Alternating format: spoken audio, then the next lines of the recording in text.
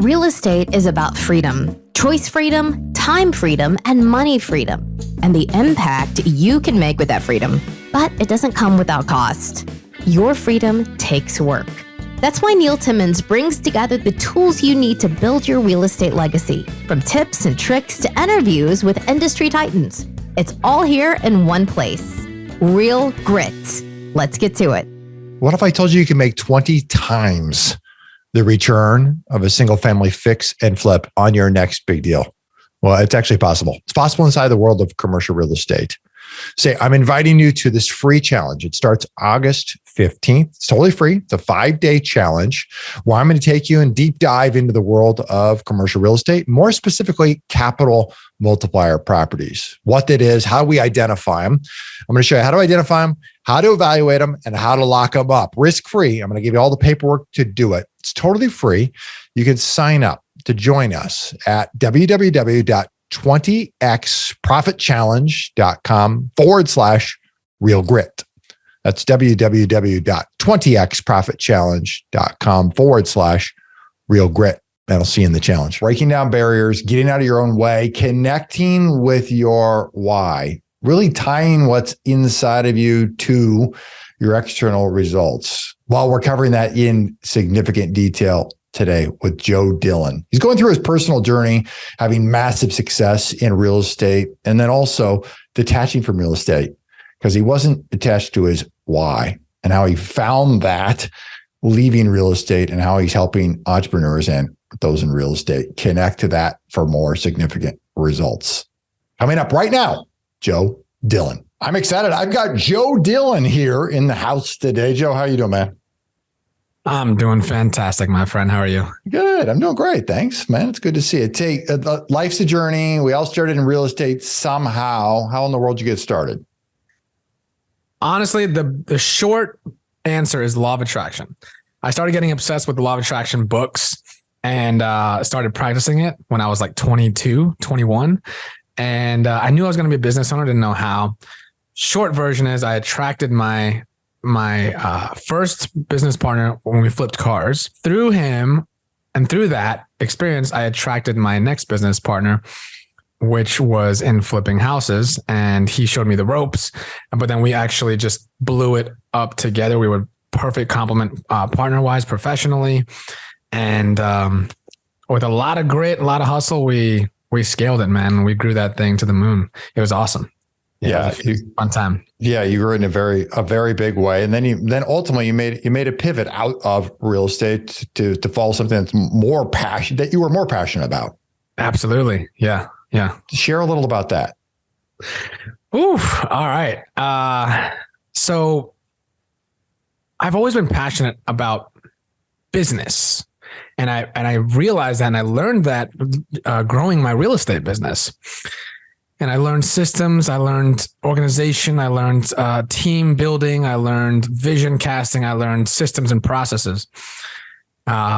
Specifically, though, there were several components that I was not 100% aligned with, right? One of them being a little bit out of integrity as far as wholesaling goes with the sellers. So that was one of my main things. And so shifting into coaching, because we held an event and it left a mark on me. We held an event where we flew investors into our kind of headquarters systems area, and we charged them, $5,000 each. And we had 15, 20 people there. Throughout their 3 days, we shared all of our knowledge, and the impact that it had left me feeling so fulfilled. And because of that, I wanted to follow that fulfillment. That's something that I teach, is just follow your fulfillment. And I was buzzing, man, dude. I was buzzing for 2 weeks after that. And we started a little community, and it didn't happen overnight, but about 1.5 years later is when I made the jump and actually started a coaching business. And the universe rewarded me handsomely for that, which was great. Talk to me about that coaching. What did that look like, and what types of folks were you connecting with, working with?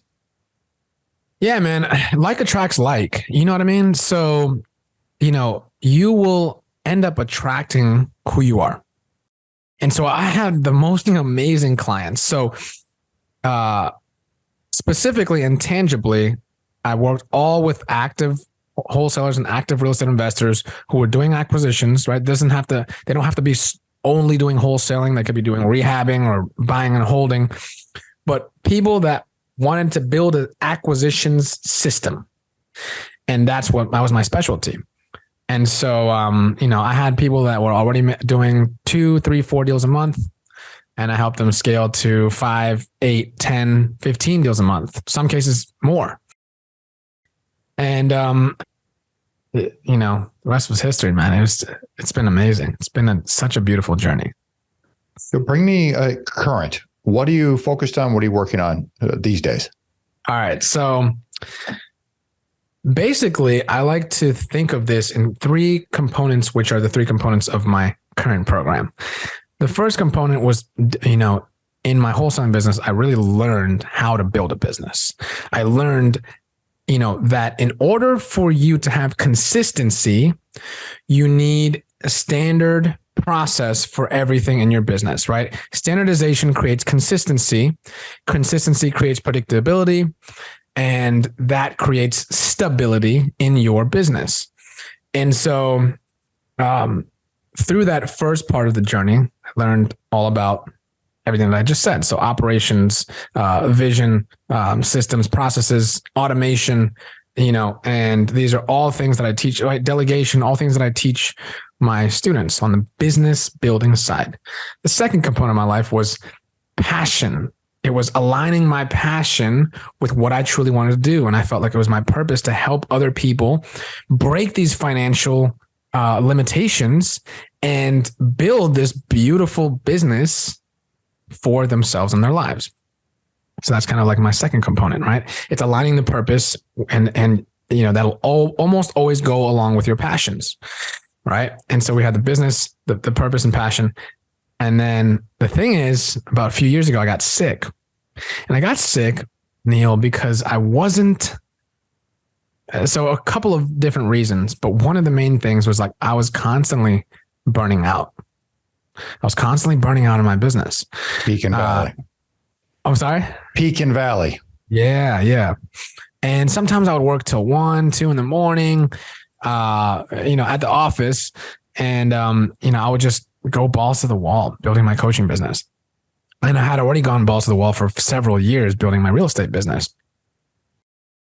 And so even though I had the business side down, even though I had the purpose and passion down, what was missing was the self-awareness and the self-connection, right? And honoring myself. And so, I have created a program now that is all encompassing, where I'm still helping people make millions of dollars, but I'm helping them derive as much meaning from the journey as possible, because life is a journey. It's not the destination. It's not the destination. It is not the destination. Destination doesn't even exist. It's a complete fabrication of your mind. The destination is just a fabrication of your mind. The journey is what matters. So when you can make the journey meaningful, enjoyable, and you can align it with your passion and your purpose, your whole life will come alive. And so I teach that. And so I'm bringing meaning to the millions. So I call it Meaningful Millions. That's my new program. Meaningful Millions. I like the name of that. That's got quite a ring. See, what you outlined in 1, 2, and 3, really in 1, is what exists in every business. You must have system structure, process, procedures. It is applicable to any business. Are you focused on real estate, or are you working with entrepreneurs as a whole? Yeah, right now I'm actually only working with wholesalers and investors, like real estate guys. However, in the very near future, like these principles apply to any leads-based businesses. All of the principles that I teach can be applied to all leads-based businesses. Meaning, like, if you have a business that takes leads and you're trying to close and convert those leads, right? You have some type of a CRM. That is a business that I can help tremendously. And so, so we work with real estate investors right now, but very soon it's going to be open to all because the principles are the same. Principles are the same. You've seen a lot of people and coach a lot of people who've had tremendous success, and yourself tremendous success. Where do you see people, when they end up at, the quote unquote, their own destination? I agree with your assessment. There is no such thing, but they've reached how they would call the pinnacle, and they're left totally flat, unhappy, unfulfilled. What's the disconnect there? Why do people end up in that space? This is such a good topic, man. People need to hear this more. And thank you for bringing this, because what you're about to hear, guys, this is something that every entrepreneur needs to hear. Okay. So what can happen when you reach a certain level of success financially, where you feel like you're set? You feel like, okay, I could not work for 10, 15, 20 years and I'll be good. I have enough money. What happens is, this doesn't happen to everybody, but it happens to a lot of guys, is that money stops motivating them, right? Before you're like, okay, I don't have money. I want to get money. Once I have money, I'll be able to do this. I'll feel this, right? In many cases, it's not the case. They get to the place where they do have money, and they place so much emphasis on the money that when they get there, they're like, is this it? Like, yes, I feel safer, more secure. I feel more secure because I have X amount of reserves or X amount of net worth. And in some cases, they still don't feel secure, even if they have the millions. I've experienced that. But what's happening is if this is you have placed such an emphasis and importance on the money changing your life, and not in you being the experience, not in you actually living. Like it's like, let me explain this in a very elementary manners. It's like you are living for this to happen, right? The money, versus you are living like this because it's who you are. Mm-hmm. So that's a very big distinction. It's a very huge distinction to where, hey, it's results oriented action versus value based action. Results oriented action is, I'm doing this action to get to here. I'm doing this to get to this. And enough of that, boom, boom, boom, boom, boom, boom. Once you get to that, all of a sudden the meaning completely crumbles. It's like, okay, I'm already here. So like, what do I do now? Versus if you take value-based actions, I'm doing this because it's who I am. I'm doing this, to become the best version of me. That's intrinsic. When you look at it from that angle and from that perspective, all of a sudden your inward experience becomes completely different. And you're not left in this position and feeling of lack. Like, if you're in results oriented action all the time, you will constantly feel in lack. You will constantly feel in lack. And that's why these guys worth 5, 10, 15, 20 million, they're still going. And not to say that that's bad to keep going. I mean, I'm going to keep going when at 20, 50 million net worth, doesn't matter. But I'm going for a different reason. Right? And so that's the first thing that I would say. The second thing that I would say is, you're not connected to the purpose of your business. You're not connected to your purpose if you get to a certain financial level and now all of a sudden you feel empty. That means you're not connected to your purpose. That means you really were looking for the money. That are Perhaps there wasn't that you weren't. There was a detachment there.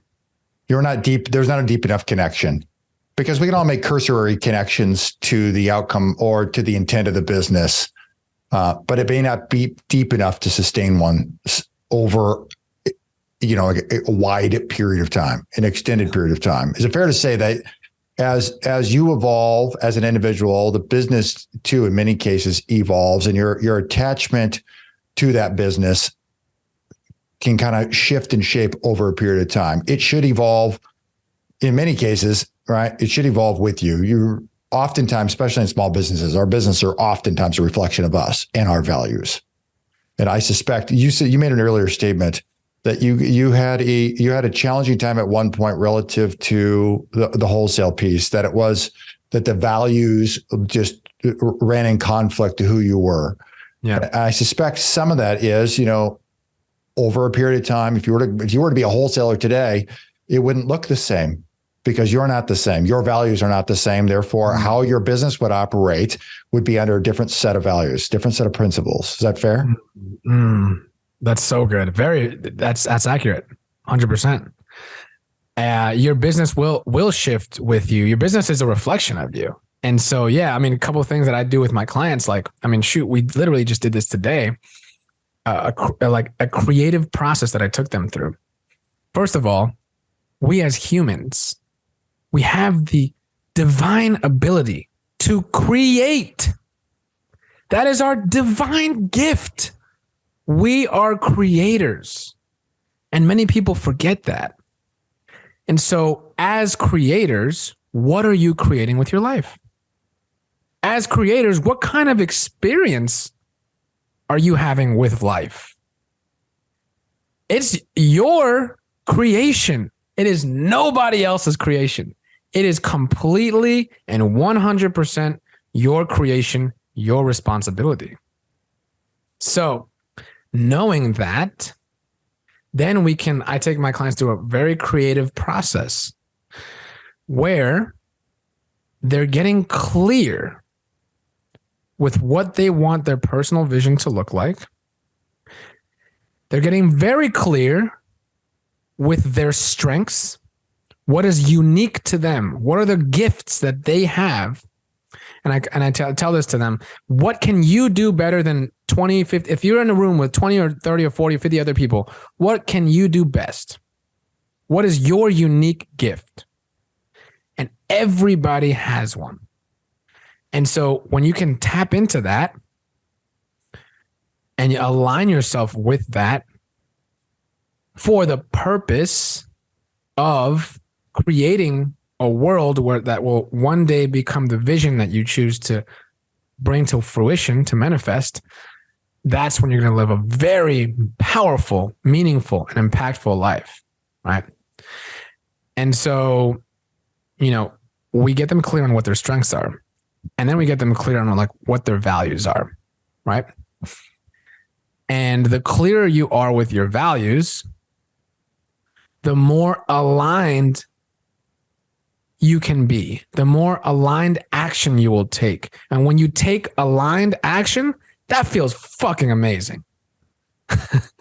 And you will walk differently than the average person. You will talk differently than the average person. When you are aligned with your purpose, people will notice the spark in you. Well, you've stepped into your purpose. You are in the process of becoming what it is you were intended to become in the first place. Absolutely. Yeah.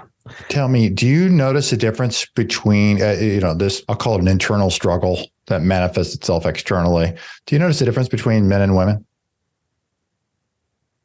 With regards to what?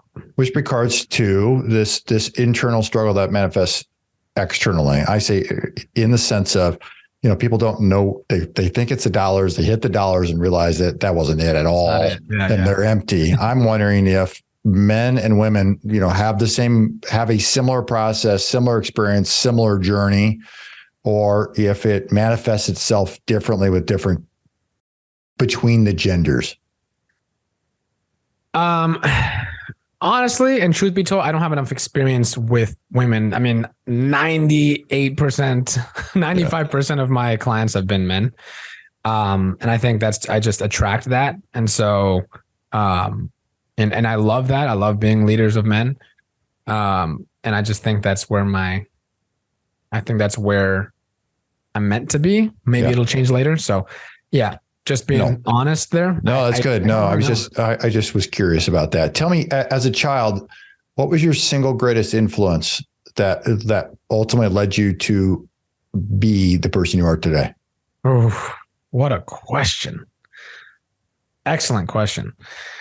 I'll be honest here too. Like, I can't really say that I can't really say that I think I had one. My parents, they immigrated here from Peru, right? And so they didn't really understand and know the whole world of what was possible. But they, so thankful they came here so that we could have that, right? I don't know that I necessarily had. I mean, I guess you could say at the beginning, maybe this translates. I used to want to be the world's best soccer player when I was a kid.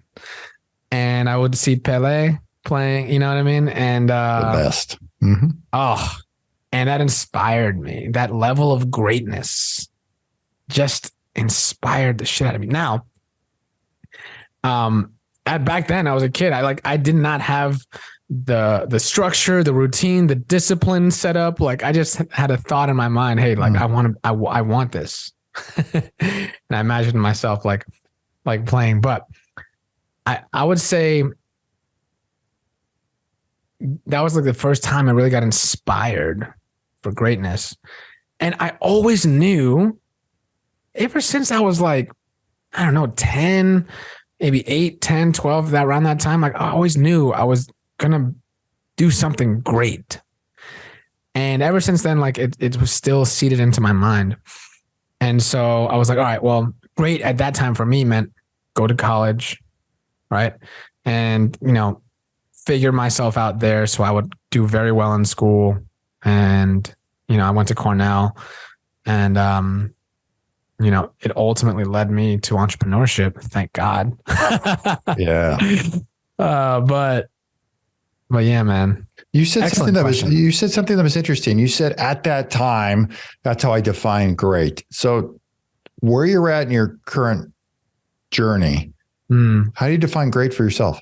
Another excellent question. For me, greatness is heeding your call. Like, it's heeding to your calling. Okay.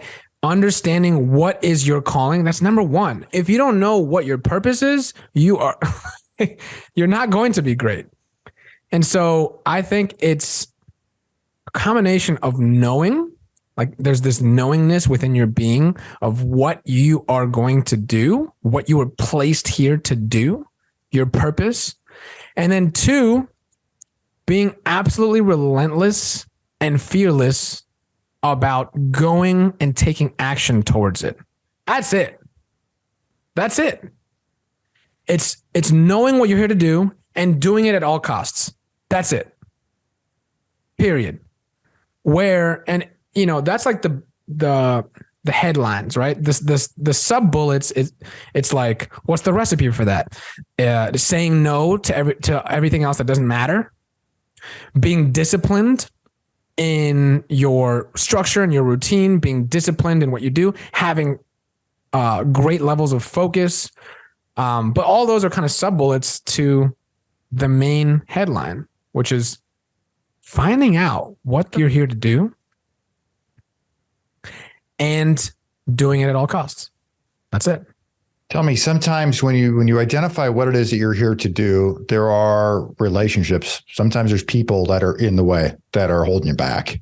How does one handle that? How does one deal with that? How does one evolve up and out of a relationship?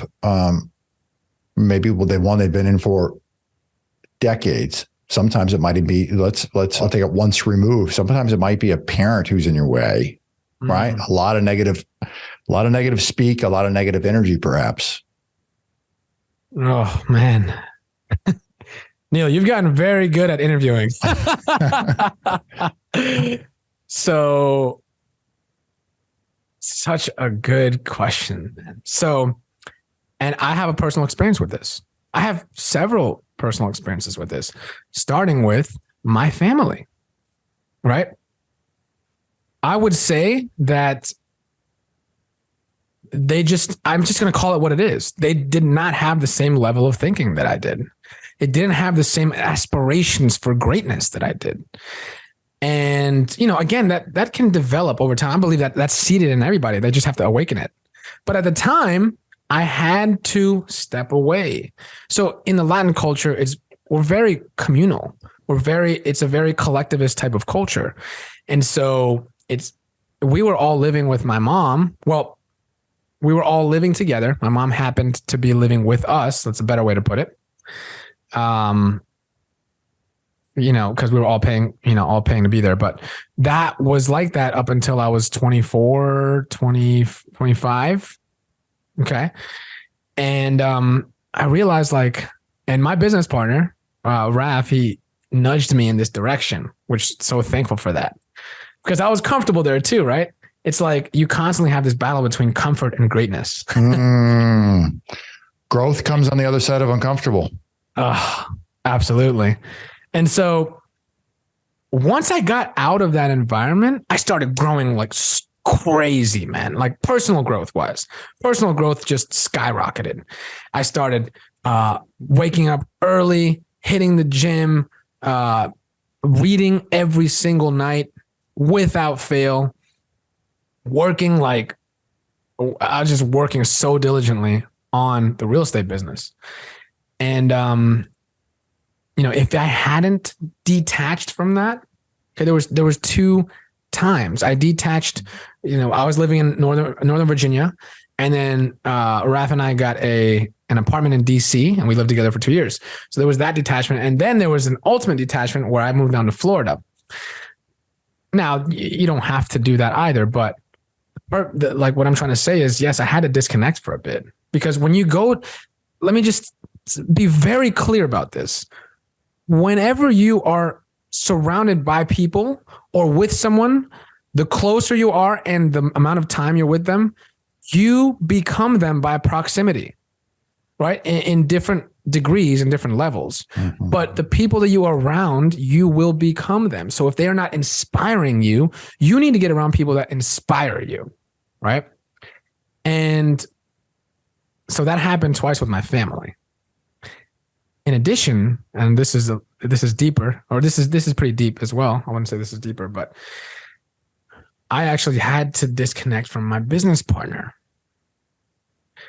because I realized that the situation was very toxic. Even though there was really good parts, there were also really negative parts. And parts that were hurting me. There were parts that were helping me and parts that were hurting me. But ultimately, I got to a level where the parts that were helping me, I took advantage of. And then I got to a place where I'm like, okay, well, I got everything that I needed from this, but it's not constantly adding to my life anymore. It's taking away from my life. And with the help of a mentor after 4.5 years of being in business together, team members, being on the same LLC, like the dissolution, a nasty process, but I ultimately separated myself, right? Because my mentor taught me this: everything in life has a price. If it costs you your peace, it's too damn expensive. And I didn't have any peace. And so, there's a lot of, it varies because I've seen a wide range of it, but the traditional, I'll use that in quotes, wholesale crew, a lot of younger people, a lot of tremendous energy. And this from cutting your teeth in this, right? Tremendous energy. It's work hard, play harder. And there are some folks who, that play harder can stick, right? And so there are folks who can develop dependencies in multiple ways, right? To the life, the lifestyle, the glam, and probably the habits that can come along with some of the nightlife, if you will.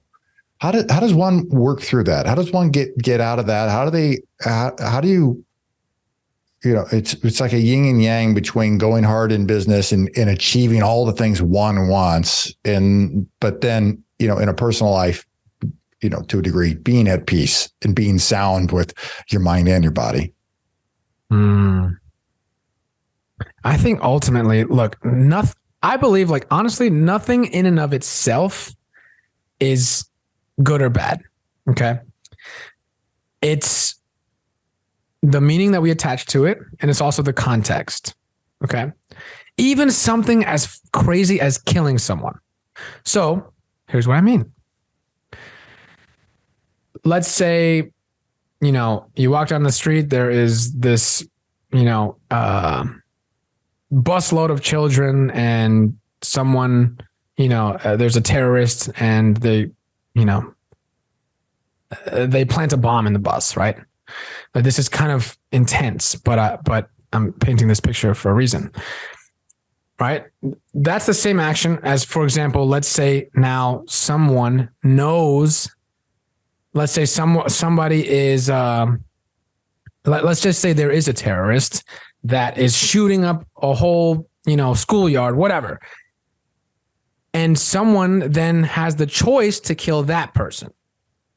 Okay. I'm using this extreme example to point out that even the worst thing that you can think of, like, nothing is absolute, is what I'm saying. So if you had a choice to kill that person, to kill that terrorist, would you do it? Yeah. Would you do it before they killed all the kids? What I hear you saying is in light of inaction, there needs to be context within a situation. Correct. But like, for example, like, if you had the choice to kill this terrorist or not kill them, that was going to kill all these kids, would you do it? Right. And most people, I think, would probably say yes. Right. And so that's my point to that, is nothing is absolute. And so coming back to your question about going out and maybe experiencing the glitz and the glam and going to nightlife, nothing is inherently bad. That's my point. Mm-hmm. Nothing is inherently bad. It's all in context. So I love going out. I love going, I just love the energy of a good time. I love the energy of music and gatherings and, like, everybody being in good energy. But can it get toxic? Absolutely. And so the bottom line is this. What are your values? Are you living by your values? Okay. And I would even go further to say, this is a step further process, prioritization of values. This can get deep, right? But it can get very, very insightful for your life. So, okay, let's say I value discipline. Okay. Or let's say I value growth, and then I value discipline, and then I value fun. Okay. All those are very important. But if there comes a time to where I'm not being disciplined because I want to have fun, that's not something I'm going to do. Now, if your order of values is the other way, then it's different, right? And this is how you can literally guide your life. It's a guidance system for your entire life, and it brings so much awareness and meaning to your life. And so, again, I go back to value-based actions. Let's do this. I want to move on to the final segment, what I call for impact. Tell me, Joe, what's your favorite quote? I think you caught me on this one. Stump you? I have several. But you know what? I have this one. I feel like I change, and I'm evolving every quarter. Like I'm a new person. That's how I feel. And so one right now that sticks out to me is it's from the book Essentialism. And it says, if you want more knowledge, add something every day. If you want more wisdom, subtract something every day. So getting clear on what you want to do and subtracting all the rest, becoming essential, right? And learning how to essentialize, which can definitely, what helps with that is ironing out your purpose and your values. When you get clear with that,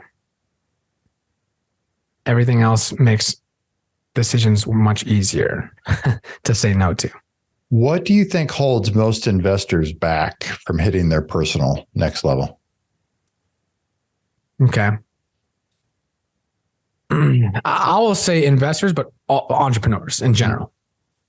And this is something that I see over and over and over again, is they are spending all of their time in the performance zone, what I call the performance zone.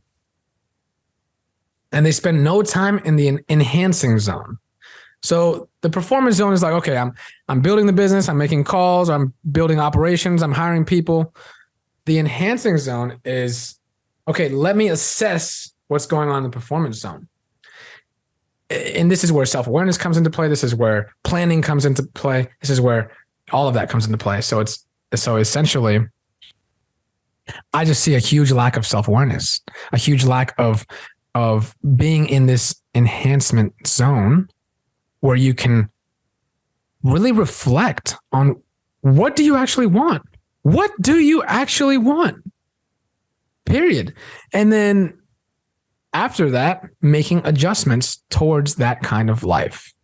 Some people are want to build a $2, $3, $4, $5 million business with 10 salespeople, but they don't even fucking want that. They think they want that. And I've had several clients build their business up and they're like, man, I don't even want that. I want a simple operation. I want, X, Y, Z in my life. I want the freedom. I want the lifestyle. But that's not everybody. And so just getting really clear with what you want, the lack of getting clear with what you want and the lack of self-awareness through reflection and planning, that's what holds all of them back from their next level. Outside of real estate and coaching, what are you most passionate about? Honestly, I would say spirituality,